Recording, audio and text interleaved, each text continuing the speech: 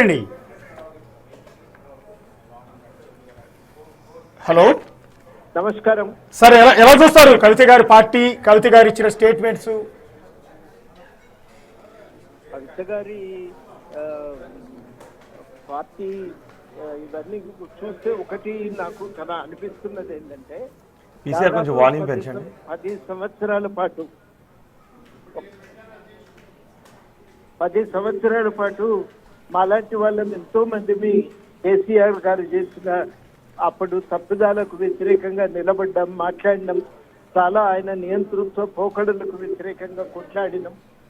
అది జరుగుతున్నటువంటి సమయంలో మరి కవిత గారు పూర్తి నిశ్శబ్దంగానే అప్పుడు పాటించిండ్రు. వారు మాట్లాడలేదు, ఆ సమయంలో ఎప్పుడు కూడా స్పందించలేదు. అదొక భాగం. కానీ దానికంటే ముఖ్యమైన విషయం ఏంటంటే, ప్రస్తావిస్తున్న చాలా విషయాలు. దాదాపు 4,40,000 ఎకరాల భూసేకరణ జరిగింది.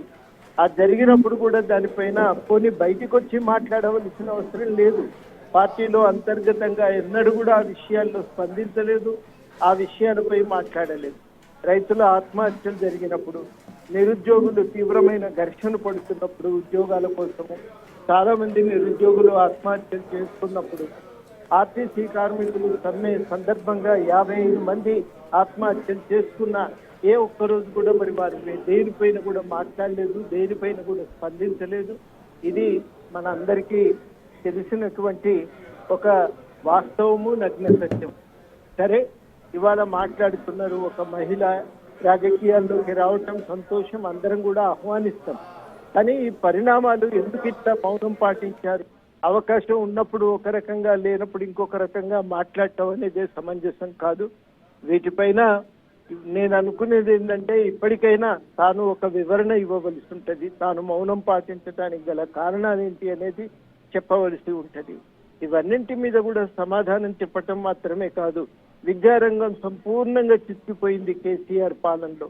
అంత చిక్కిపోతున్నప్పుడు కూడా ఎన్నడూ వాటిపైన ఏ ఒక్క విషయం కూడా లేవనెత్తే ప్రయత్నం చేయలేదు. ఇవన్నీ ఉన్నాయి సమస్యలు.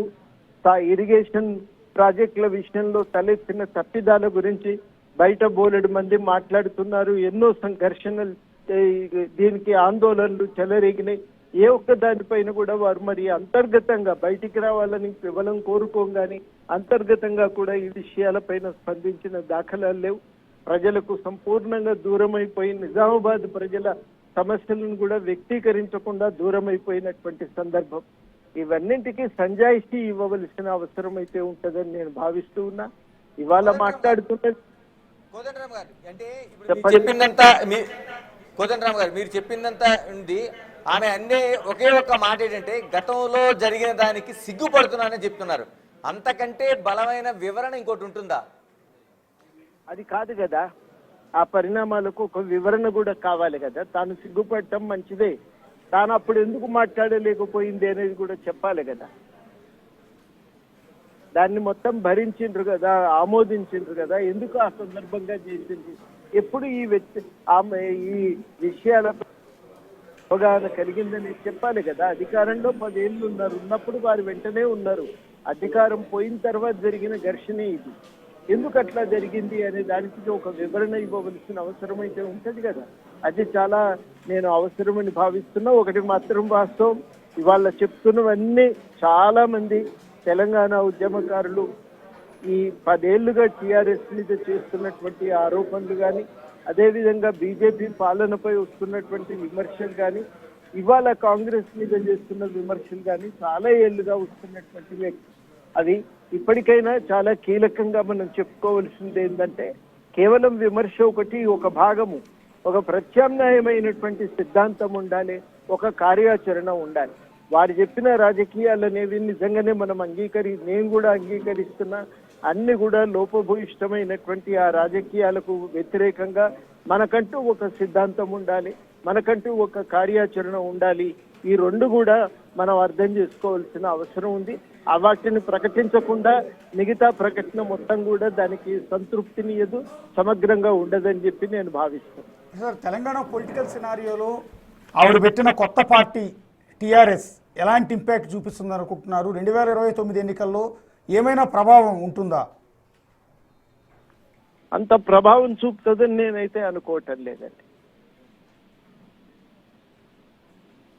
ఓకే, ఎందుకంటే ఆమె అనౌన్స్ చేసిన ఈ ఎందుకు ప్రభావం చూపించలేదని అనుకుంటున్నావు? పాంచజన్యం కూడా ఏం వర్కౌట్ కాదంటారా? ఇప్పుడు ఉన్న వాతావరణంలో నేను చెప్పినట్టుగా ప్రత్యామ్నాయంగా ఒక సిద్ధాంతము ఒక ఆచరణ రెండు కనబడితే అప్పుడు పుంజుకోవటానికి అవకాశం ఉంటుందండి. ఆ సిద్ధాంతము ఆచరణ లేకపోతే దానివల్ల ప్రయోజనం ఉండదనేది మనం గ్రహించాలి. ఏ సిద్ధాంతము ఏ ఆచరణ అనేది ముఖ్యం. ఆ రెండింటిని చెప్పకుండా మిగతాది ఏవి చెప్పినా ప్రయోజనం ఉండదు.